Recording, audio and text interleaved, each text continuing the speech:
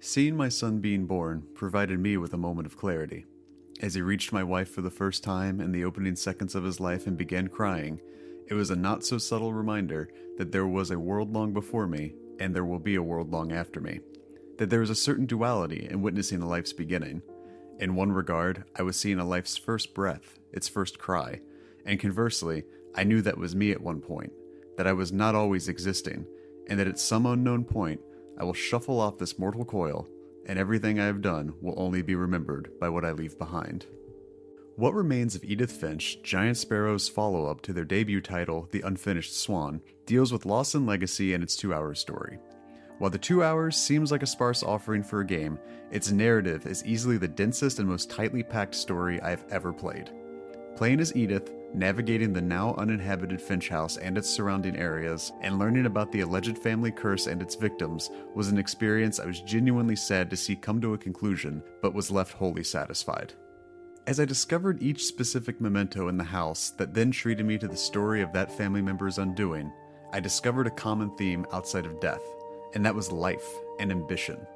Each Finch family member's tale, whether it was tethering the house to a boat across the Pacific Ocean, the dream of being an astronaut, or just getting lost in a reverie during the day-to-day doldrums of everyday monotony, the Finch family was always seeking more from their existence.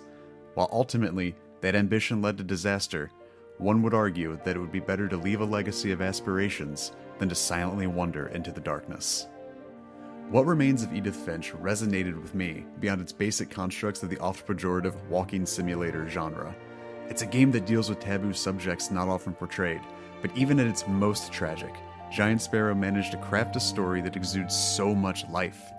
Each vignette felt so specifically crafted and distinct that moving from one to the next never felt arduous or tasking. Even knowing the outcome inevitably led to another death, I felt encouraged to move forward, which is what makes Edith's character the perfect allegory for her family and the morose subject matter. Finding out that Edith was 22 weeks pregnant and dissecting each family member's story in an effort to leave a memoir behind for her child in the event of some tragedy was such a remarkably beautiful turn.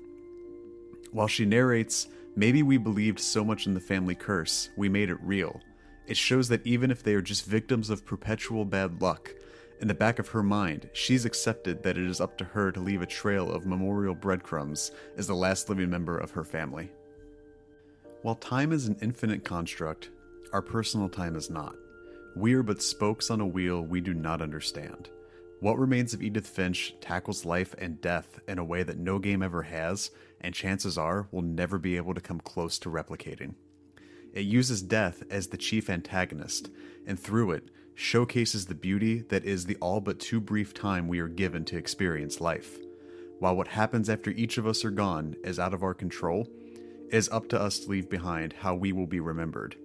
Giant Sparrow has made one of the most beautiful and endearing stories I've ever had the privilege to play, and serves as a reminder that when it comes time for us to hop off this train and confront death, we should aim to do it with the peace of mind that we have left something behind to remember us. Edith states, "If we lived forever, maybe we'd have time to understand things. But as it is, I think the best we can do is try to open our eyes and appreciate how strange and brief all of this is." It's a testament to personal ambition to leave something behind for the next generation. Even if I were to pore over the documented history of my family and ancestors the way Edith did, I would only know names, dates, locations, and other superficial data. I would be lacking the personal tales and journeys of those before me.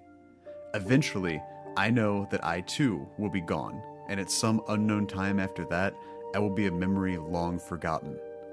It is what I do in the in-between time, the memories that I create, and those that I hang on to, that will define me. Those are what will be the stories my son tells his children, and will be the stories that I hope to leave behind.